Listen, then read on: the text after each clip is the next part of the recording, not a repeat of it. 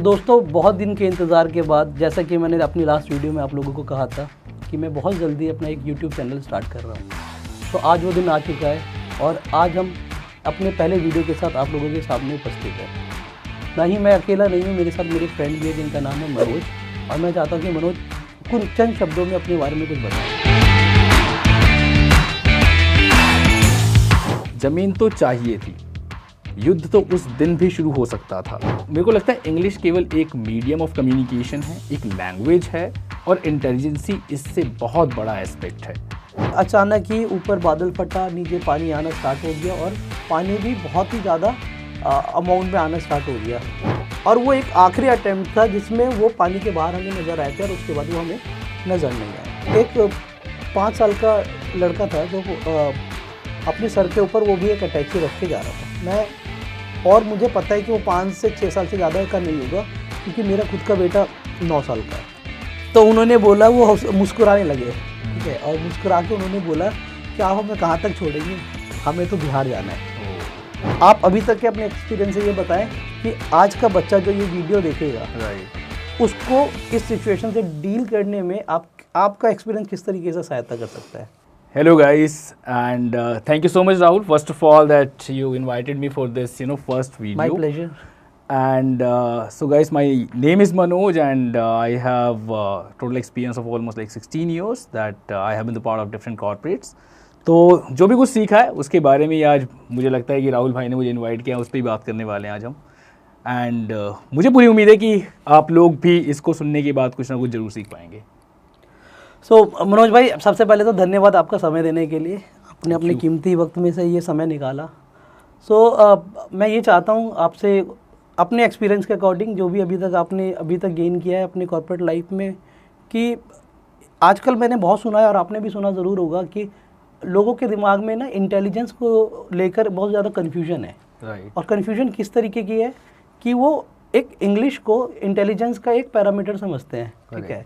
उनके लिए जो इंग्लिश बोल पाते हैं वो इंटेलिजेंट है, जो इंग्लिश नहीं बोल पाते हैं वो उनको उतनी ज़्यादा तवज्जो समाज में नहीं मिलती। तो आप क्या कहना चाहते हैं इसके बारे में?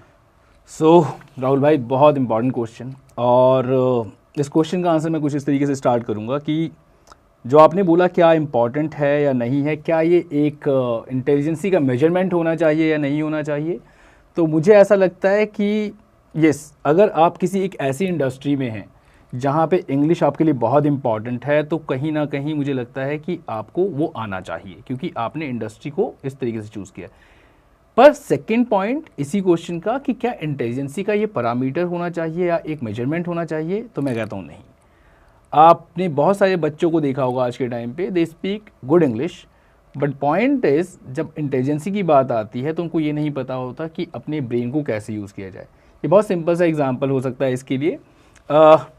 एक बच्चा हो सकता है कि 10 इयर्स का है and he speaks very good English, but the point is he does not know what to speak, when to speak and what is the vocabulary that he should use, right. So that is the point. अब आपने English तो उसको सिखा दी है, उसको बोलने भी आती है, लेकिन वो सेंस बिल्ड नहीं कर रहा। तो मेरे को लगता है इंग्लिश केवल एक मीडियम ऑफ कम्युनिकेशन है, एक लैंग्वेज है और इंटेलिजेंसी इससे बहुत बड़ा एस्पेक्ट है। तो आई होप कि मैंने अपना इस पे इनपुट शेयर किया, और आई एम श्योर कि जो एक्सपीरियंस आपके पास है, तो मैं चाहता हूँ कि आप भी इसके ऊपर कुछ ज़रूर बताएं, ताकि आपको क्या लगता है कि क्या वाकई में मेजरमेंट होना चाहिए एक इंटेलिजेंसी का या फिर नहीं होना चाहिए। देखिए, मैं आपकी बातों से बिल्कुल सहमत हूँ। साथ ही साथ में मैं उसमें कुछ और भी ऐड ऑन करना चाहूँगा। जैसा कि आपने बोला कि if someone is working in some sort of profession where in that language is required, तो वो, क्योंकि ये लैंग्वेज नहीं है, ये एक स्किल है, और किसी भी काम को करने के लिए अगर एक स्पेसिफिक स्किल लगती है तो वो आपके पास होनी चाहिए, राइट।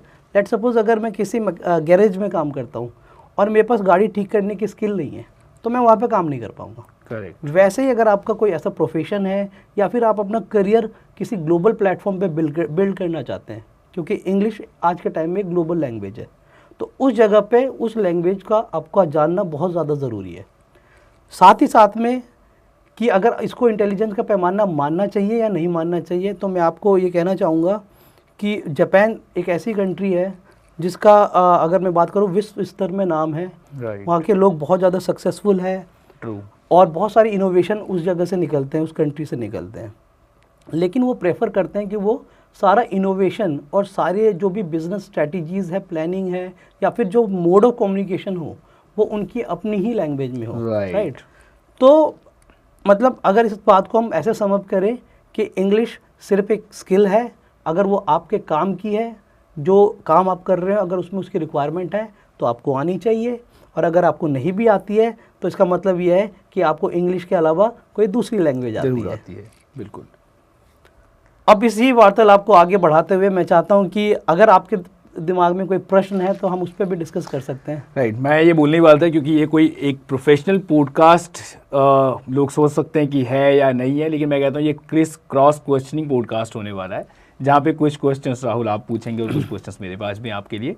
सो मेरा जो सवाल है आपसे वो ये है कि आज के टाइम पे यूथ बहुत सारे प्रॉब्लम से जूझ रहा है, though we would not be able to describe and discuss all the problems today, but the point अभी दो चीज़ें हैं या दो वर्ड्स मैं कहूँगा इंग्लिश के हैं जो कि बहुत ज़्यादा कन्फ्यूजन क्रिएट कर रहे हैं, और बहुत बार ट्रेनिंग में बच्चे मेरे पास जब आते हैं they also ask this question, sir let go और गिविंग अप।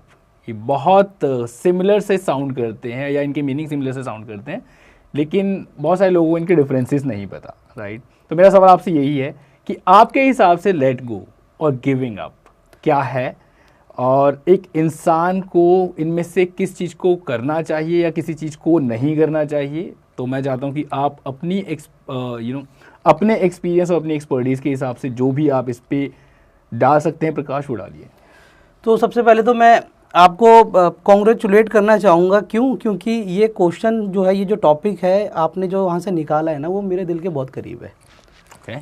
और कॉन्ग्रेचुलेट इसलिए कर रहा हूँ आपको क्योंकि आपके इस क्वेश्चन के माध्यम से ऐसे बहुत सारे लोग हैं जो इस पॉडकास्ट को सुनने वाले हैं, उन तक ये जवाब मिलने वाला है उन लोगों को, ठीक है। और ज़रूरी नहीं है कि जिस तरीके का जवाब मैं दूँ, ठीक है, वो जवाब उन लोगों के लिए बिल्कुल सटीक बैठे, लेकिन मैं जो शेयर करूँगा वो मैं अपने एक्सपीरियंस के हिसाब से शेयर करूँगा। बिल्कुल।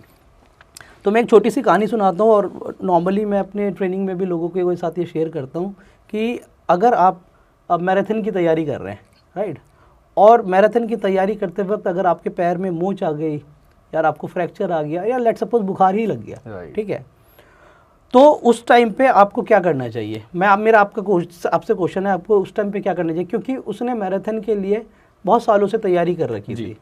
तो आपको क्या लगता है कि उसको उस टाइम पे क्या करना चाहिए? यार यूजुअली लोग क्या करते हैं? सो सर मेरे हिसाब से प्रायोरिटी यही होनी चाहिए कि मुझे उस मोच का इलाज पहले करवाना चाहिए, उस फ्रैक्चर का इलाज पहले करवाना चाहिए, क्योंकि अगर मेरी हेल्थ होगी तो शायद मैं आगे मैराथन भी कर सकता हूँ। ओके, तो बस आपने जवाब दे दिया इसका। अच्छा। क्योंकि अब मैं इसको थोड़ा और विस्तार से आपको समझाने की कोशिश करूँगा।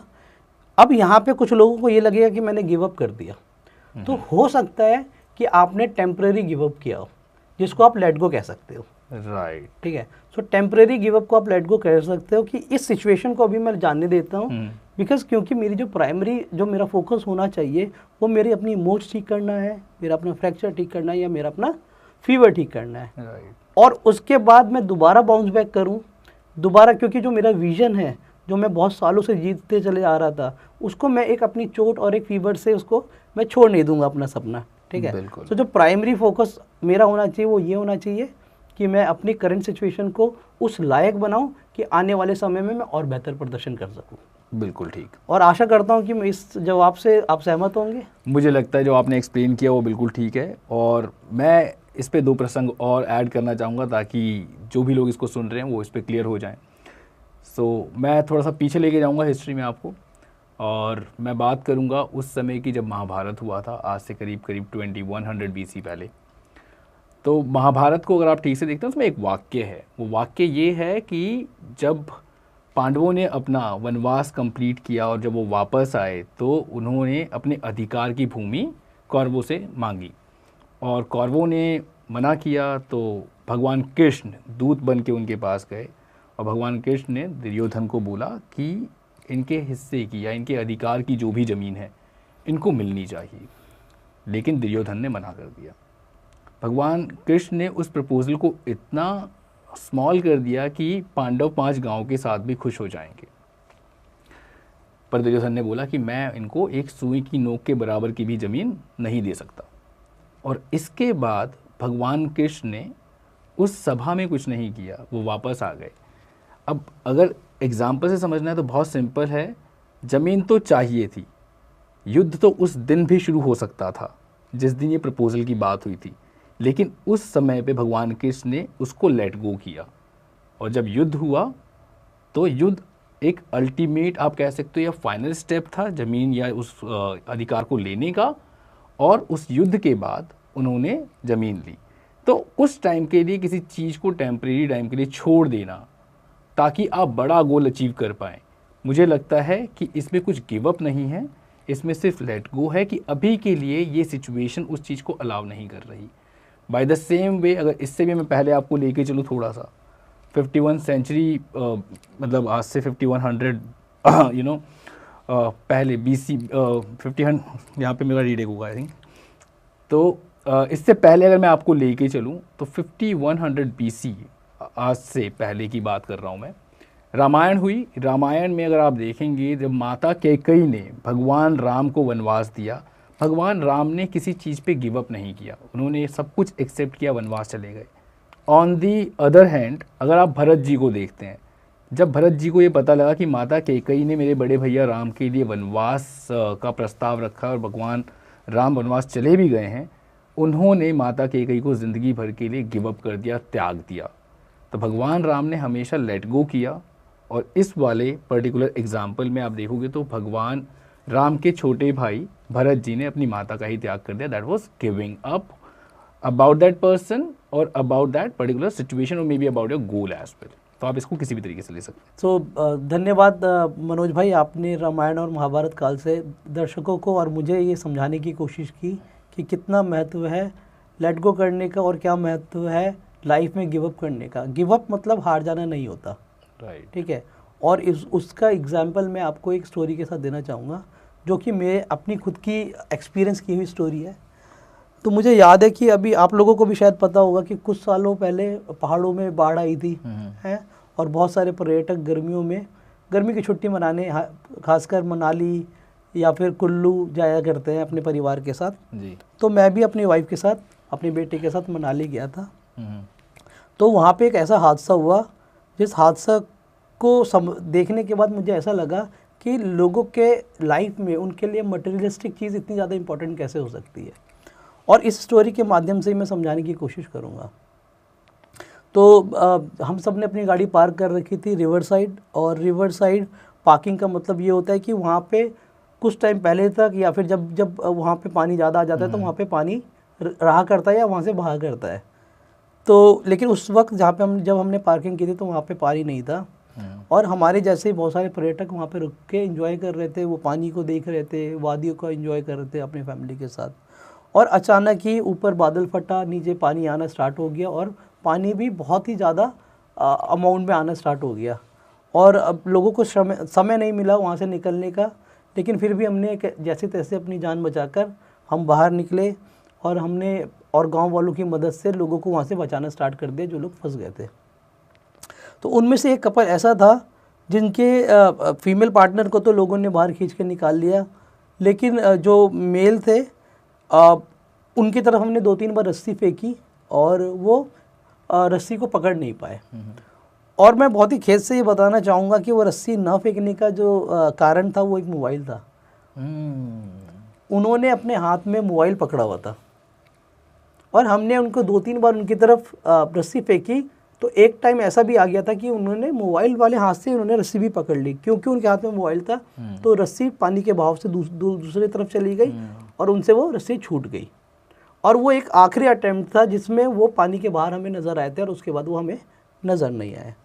तो मैं बस यही कहना चाहूँगा कि अगर वो उस वक्त उस क्षण अपने मोबाइल को लेट गो कर देते तो आज वो अपने परिवार के साथ होते।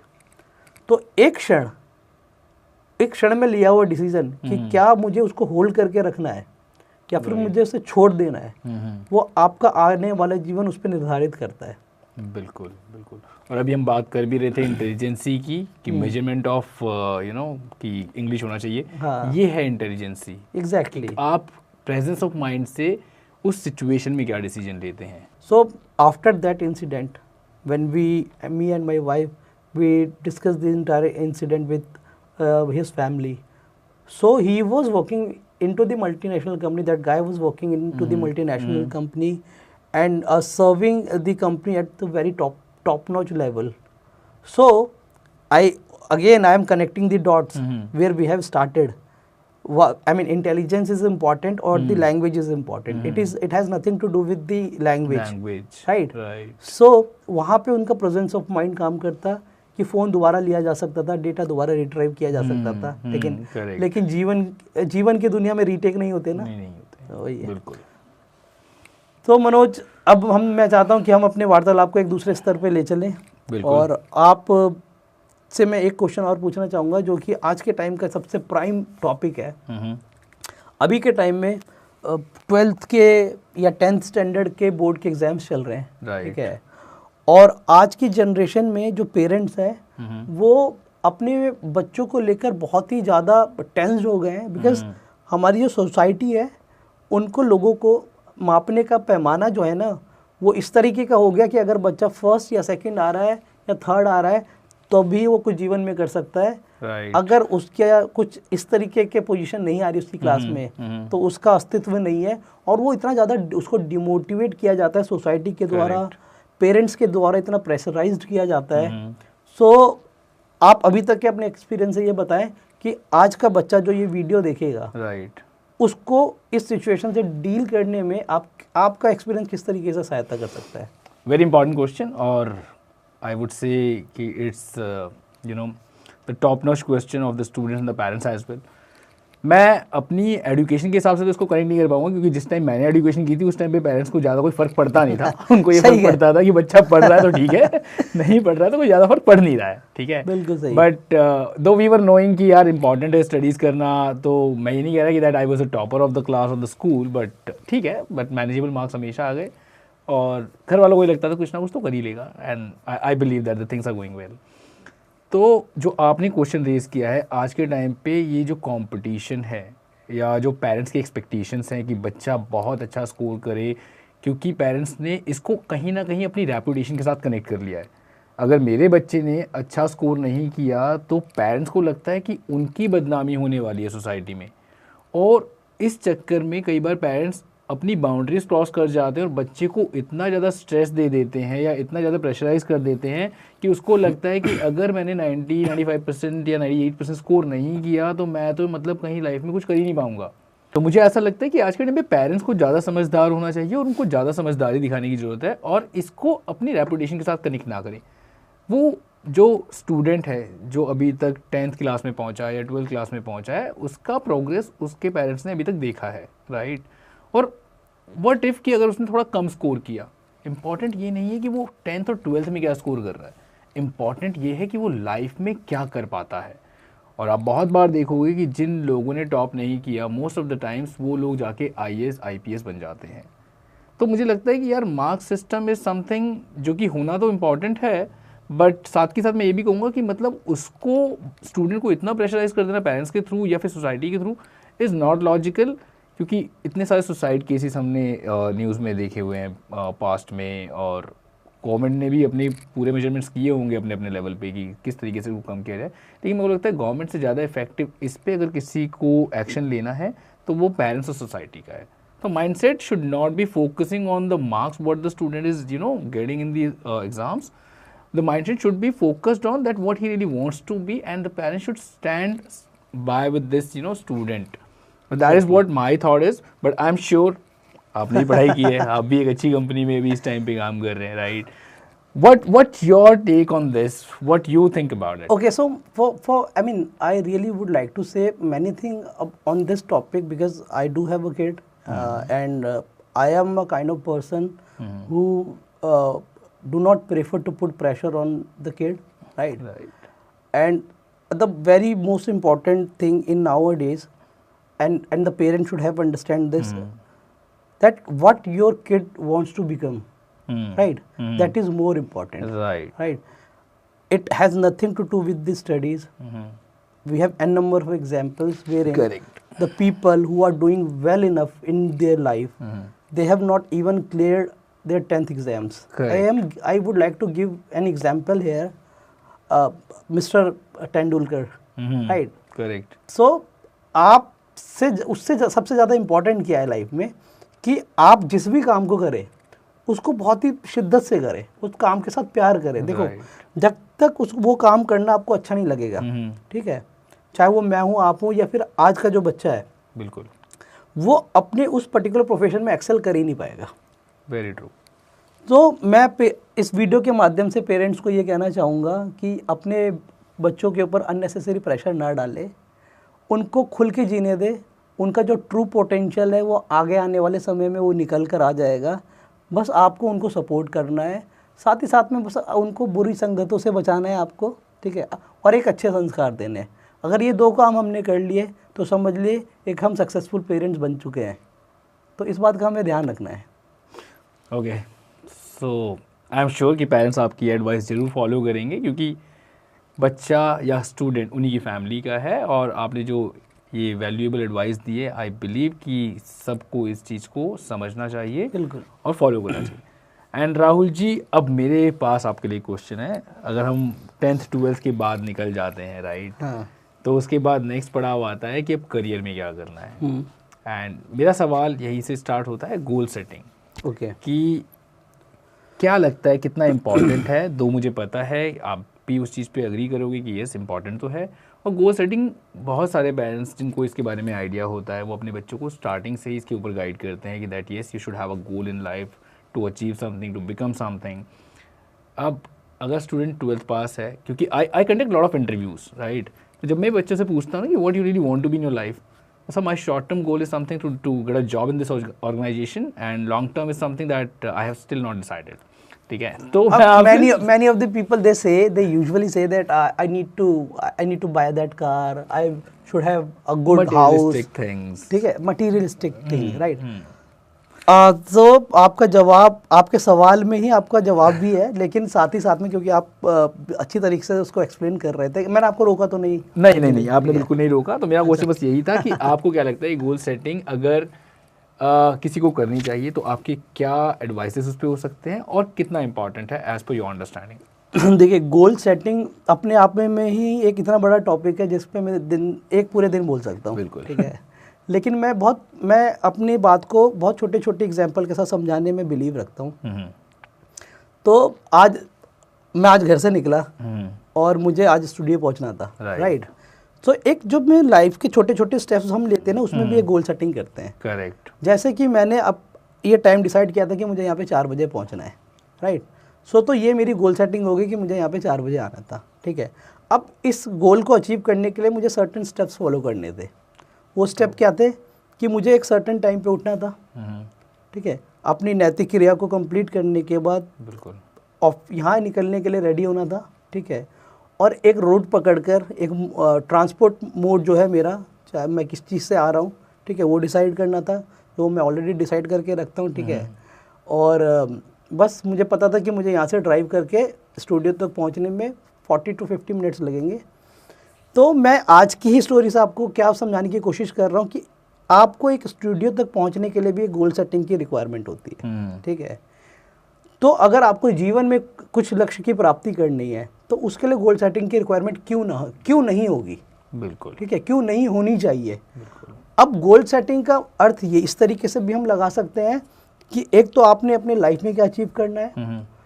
मटेरियलिस्टिक चीज़ों की बात अगर मैं यहाँ से करता हूँ क्योंकि लोग इसको ज़्यादा बेहतर तरीके से रिलेट कर पाते हैं, घर खरीदना, गाड़ी खरीदना, ठीक है, अच्छी सुंदर लड़की से शादी हो जाए, ठीक है, दो छोटे छोटे बच्चे हो, फॉरेन ट्रिप हो, 40 के बाद एंजॉय करूँ, ये तो सबको समझ आता है, ठीक है।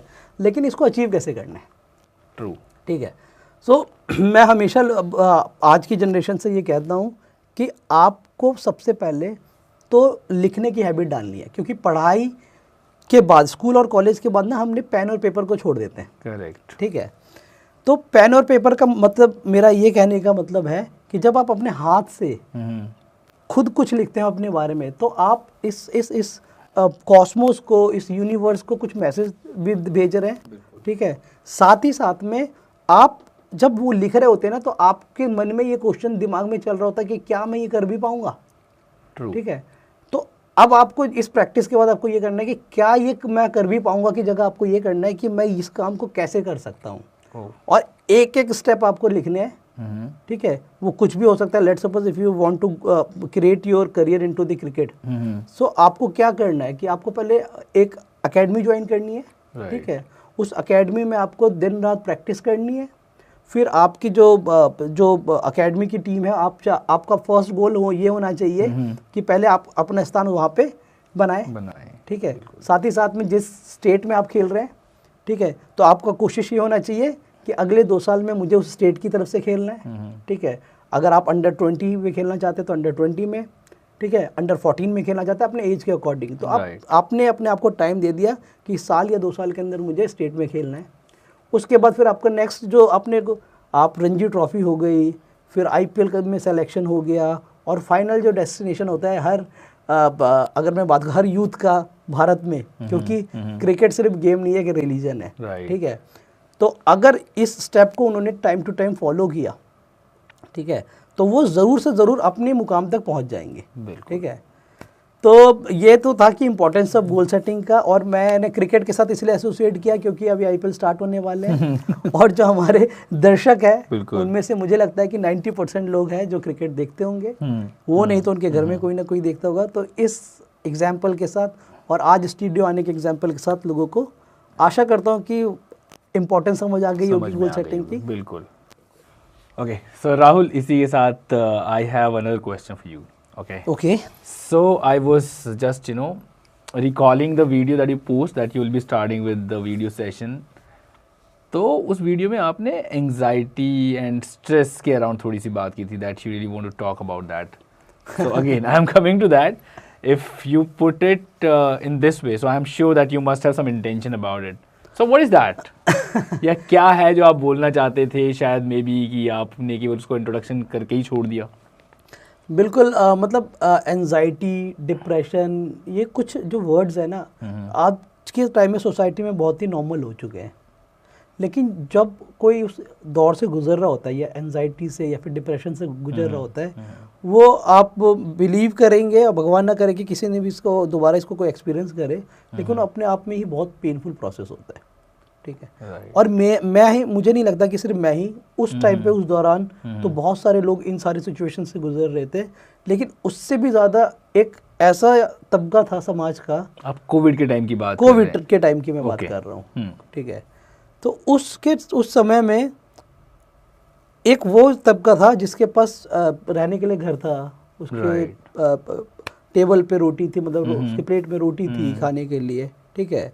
टीवी पे परिवार के साथ देखने के लिए एक अच्छा माहौल था, लोग रामायण देख रहे थे, लोग अच्छे अच्छे कुजीन बनाकर खा रहे थे, ठीक है, अच्छे अच्छे पिक्चर आप सोशल मीडिया पे अपलोड कर रहे थे, राइट। तो मैं जनकपुरी से अपने डैड के घर जा रहा था, from Janakpuri towards Chanakyapuri, and in between, if I am not mistakenly here, around Sagarpur की बात है ये, सागरपुर की तरफ से एक परिवार जा रहा था अपने सर के ऊपर सामान लेकर, बिल्कुल, ठीक है। तो और उसमें से एक 5 साल का लड़का था जो अपने सर के ऊपर वो भी एक अटैची रख के जा रहा था। और मुझे पता है कि वो 5 से 6 साल से ज़्यादा का नहीं होगा, क्योंकि मेरा खुद का बेटा 9 साल का है, तो मैं पता लगा सकता हूँ देख के बच्चे को। आज के टाइम में इतना एक्सपीरियंस हो गया है कि उस बच्चे की उम्र क्या रही होगी, ठीक है।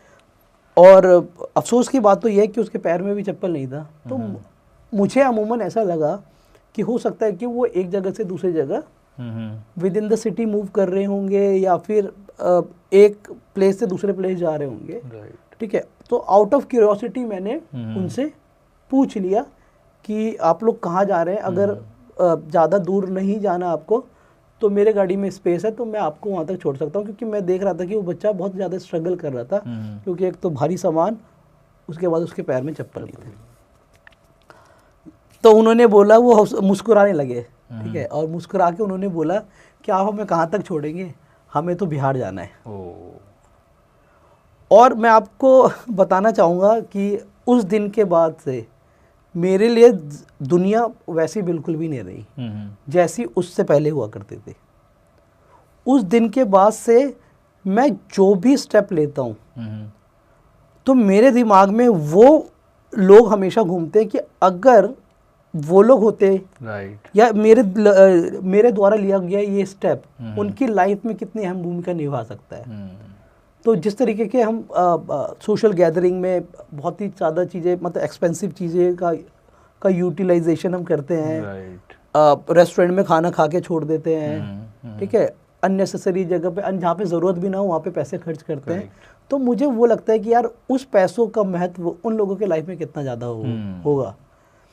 तो एंजाइटी और डिप्रेशन या बाकी सारी चीज़ें जो भी है, ये जो मिक्स फीलिंग की मैंने बात की थी उस वीडियो में, वो यही था कि मैं उस दिन के बाद से ना बहुत ज़्यादा तनाव में रहने लग गया और मैं हर चीज़ को इस चीज़ से कंपेयर करने लगा कि यार इस चीज़ का महत्व उनकी लाइफ में क्या होगा, ठीक है, इस चीज़ का महत्व उनकी लाइफ में क्या होगा।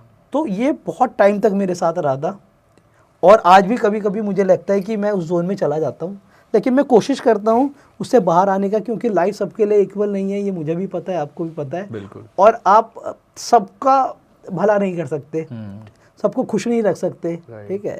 आप एंड ऑफ द डे हम लोग इंसान हैं, हम भगवान नहीं हैं। तो भगवान ने इस तरीके से हमें इस दुनिया में भेजा कि सबकी अपनी अपनी जंग है और सबको अपनी अपनी जंग को जीतनी है।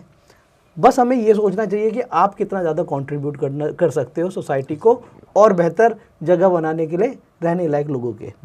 दूसरा, अगर मैं एंजाइटी और डिप्रेशन की बात करूं तो ये बहुत सारे फैंसी वर्ड है जो आजकल यूथ यूज़ कर रहा है। उसका जो एक कारण जो मुझे लगता है आज के टाइम में जो सबसे बड़ा कारण है वो ये है कि यूथ के अंदर पेशेंस नहीं है। राइट। और पेशेंस नहीं होने का मैं आप भी मेरे से इस बात में सहमत होंगे कि जब हम लोग बच्चे हुआ करते थे तो हमारे पास 2 चैनल होते थे देखने के लिए। करेक्ट। स्टार्टिंग में शायद एक ही चैनल हुआ करता था, DD1 DD2, राइट। और उस पर भी शायद वो 8 या 9 या 10 बजे के बाद उसके पे कुछ भी आना बंद हो जाता था, राइट। साथ ही साथ में फ्राइडे को एक मूवी लगती थी और जो कि 3 पार्ट में हमें दिखाया जाता था। करेक्ट। फ्राइडे, सैटरडे और संडे, यानी कि एक 3 घंटे की मूवी हम 3 दिन में देखते थे। हमारे पास इतना पेशेंस था। अंग्रेजी गाने तो बहुत दूर की बात है, हम हिंदी गाने चित्रहार में सुना करते थे, राइट, जो कि हफ्ते में एक बार आया करता था। True. और उसमें भी लास्ट के 2 या 3 गाने होते थे, वो उस टाइम रिलीज हुए वाले यानी नए गाने होते थे, ठीक है। तो सिर्फ गानों को सुनने के लिए हम 1 हफ्ता इंतजार करते थे, एक मूवी को देखने के लिए हम 3 दिन तक इंतजार करते थे। तो हमारे पास कितना पेशेंस हुआ करता था, ठीक है। आज के जनरेशन जो एंजाइटी और डिप्रेशन की बात करते हैं, बस उनको मैं बस ये कहना चाहूँगा कि आप सोशल मीडिया से या फिर आप अपना स्क्रीन टाइम कम कर दें। आपकी लाइफ में ये 2 चीज़ है ना, ये 2 चीज़ हमेशा के लिए समाप्त नहीं होगी लेकिन कम ज़रूर हो जाएंगी। राइट। इसको आप रिप्लेस कर दें। आपको अपनी हेल्थ पे ध्यान देना चाहिए, ठीक है। और साथ ही साथ में आपको इस तरीके आपको फोकस करना है कि आपको लाइफ में क्या करना है। Let's take an example, money management. Correct. जहाँ पे आज के टाइम में सोसाइटी को ही नहीं, सिर्फ यंगस्टर को ही नहीं, पूरी सोसाइटी को मनी मैनेजमेंट के बारे में पता होना चाहिए। करेक्ट। तो आपका तो बहुत अच्छा खासा एक्सपीरियंस है, जैसा मैं आपको पहले से जानता हूँ। तो मनी मैनेजमेंट के बारे में, क्योंकि एंजाइटी का शायद मैं आंसर दे चुका हूँ, राइट। कोविड का मैं अपना एक्सपीरियंस आपके साथ शेयर कर चुका हूँ, ठीक है, जो कि मुझे एक नया इंसान जिसने बना दिया। तो अब मैं आपसे जानना चाहूँगा कि मनी मैनेजमेंट को लेकर आपका क्या थॉट प्रोसेस है। चलिए, आपके ही क्वेश्चन से मैंने एक क्वेश्चन निकाल दिया। ओके, सो मुझे लगता है बहुत इंपॉर्टेंट क्वेश्चन है, और जब पैसों की बात आती है तो शायद जो नहीं भी सुनना चाहता ना वो भी सुन लेता है। तो मुझे लगता है ये बहुत इंपॉर्टेंट टॉपिक है, और आई बिलीव कि एक इंसान मॉर्निंग में निकल के इवनिंग में अपने घर जा रहा है या रात को निकल के सुबह अपने घर आ रहा है, तो most of the time reason होता है पैसा कमाना, और हर इंसान किसी ना किसी बेसिस स्ट्रगल तो कर ही रहा है। मनी मैनेजमेंट वैसे तो बहुत वाइड टॉपिक है, and I would not be able to summarise it in few words और maybe in few statements, but yes, कुछ चीज़ें जो कि मैं चाहता हूँ कि लोगों को वाकई में कंसिडर करने की रिक्वायरमेंट है। पहली बात तो हम जिस तरीके की सोसाइटी में हैं, यहाँ पे एक वर्ड मैं यूज़ करता हूँ जिसको कहते हैं fake attitude, and you can say show off. So इंसान द वे कि मैं प्रोफेशनली एक ट्रेनर हूँ, तो मुझे पता है कि ये सारी चीज़ें मेरे को अपनी ट्रेनिंग में बहुत बार यूज़ करनी पड़ती हैं। लोग चीज़ें खरीदते हैं, 2 रीज़न होते हैं। द वन, शो ऑफ करना, एंड द सेकेंड रीज़न जो मोस्ट ऑफ द टाइम्स होता है वो होता है उस चीज़ की कमी की वजह से मेरी ज़िंदगी में कोई कमी रह सकती है। बट अगर आप देखोगे इकोनॉमी पैसों से मूव करती है, लेकिन most of the money that the people spend that is towards something जो कि उनको सिर्फ इसलिए चाहिए क्योंकि उनको फ्लॉन्ट करना है। सही। India is a cap you know the market और द प्लेस जहाँ पे हर्ड बाइंग मेंटालिटी चलती है। एक स्टूडेंट उसको पॉकेट मनी शायद महीने की हो सकता है 10,000 रुपये मिलती होगी, but this guy has a phone of 1.5 lakh rupees. IPhone का नया जो भी लॉन्च हो रहा है वो उसके हाथ में होता है, और इससे साफ पता लग रहा है the people are not good with money and they how to manage it, right. So as I said कि टिप्स सिंपल से हो सकते हैं कि जितनी जल्दी आप अपने पैसों को इन्वेस्ट या सेव करना, सेविंग्स मैं कहूँगा कि इन्वेस्टर्स को इन्वेस्टमेंट की तरफ ज़्यादा जाना चाहिए। जब मैं इन्वेस्टमेंट की बात कर रहा हूँ तो मैं I am not talking about some particular options, वो आपको अपने लेवल पे फिगर आउट करना है, क्योंकि वो सब कुछ आपके रिस्क कैपेसिटी पे डिपेंड करता है। एक 20 साल का बच्चा कमाना स्टार्ट कर चुका है, अगर उसके पास रिस्क एपेटाइट ज़्यादा हो सकता है अगर उसके ऊपर बहुत सारी रिस्पॉन्सिबिलिटीज़ नहीं है तो, because he must not be married, तो उसके पास वाइफ नहीं हो सकती, बच्चे नहीं होंगे, तो उसको बहुत सारी चीज़ों करने की भी रिक्वायरमेंट नहीं है, but he can focus upon कुछ पैसा येस अपने इनर चाव को फील करने के लिए, फीड करने के लिए वो ज़रूर खर्च कर सकता है। I am not denying from that fact, but उसको most of the portion of his money कहीं ना कहीं इन्वेस्ट करना स्टार्ट कर देना चाहिए। आप 40-50 साल में चले जाते हैं तो आपके पास रिस्पॉन्सिबिलिटीज़ ज़्यादा होती है, क्योंकि आपके बच्चे बड़े हो चुके हैं, उनकी एजुकेशन है, उनकी शादी है, उसके खर्चे हैं, तो उस केस में आप शायद बहुत ज़्यादा रिस्की फैक्टर में इन्वेस्ट ना करें, राइट।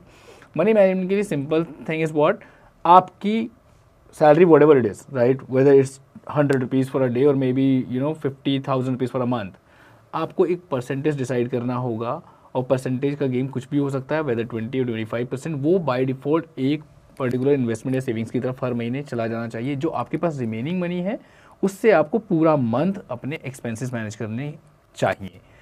और सेविंग्स और इन्वेस्टमेंट ऑप्शनल नहीं है, this is a priority. Exactly. और उसको प्रायोरिटी पे रखना पड़ेगा।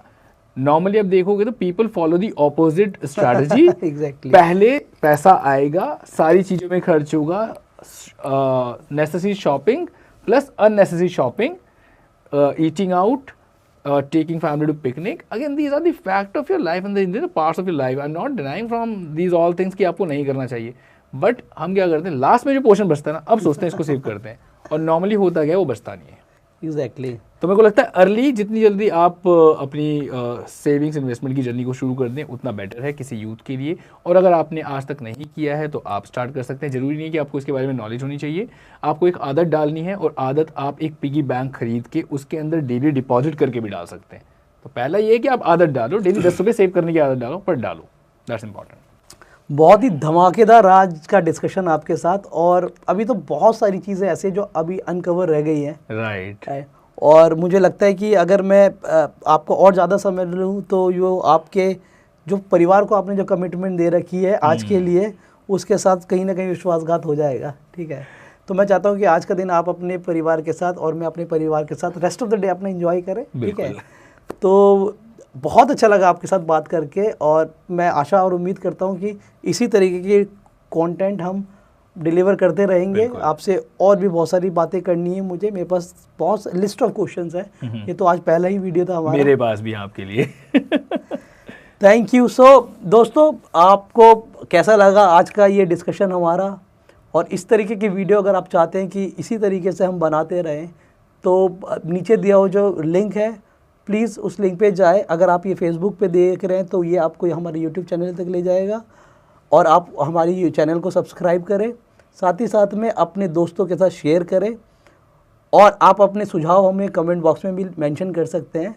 और अगर कोई भी पर्सनल क्यूरी है हमारी, अगर आपको लगता है कि हम एड्रेस करें नेक्स्ट वीडियो में, तो आप कमेंट के साथ साथ में मैं अपना और मनोज भाई का ईमेल एड्रेस भी वहाँ पे मेंशन कर दूंगा, तो आप हमें ईमेल करके भी अपने सुझाव हमें भेज सकते हैं। Till then take care, bye bye.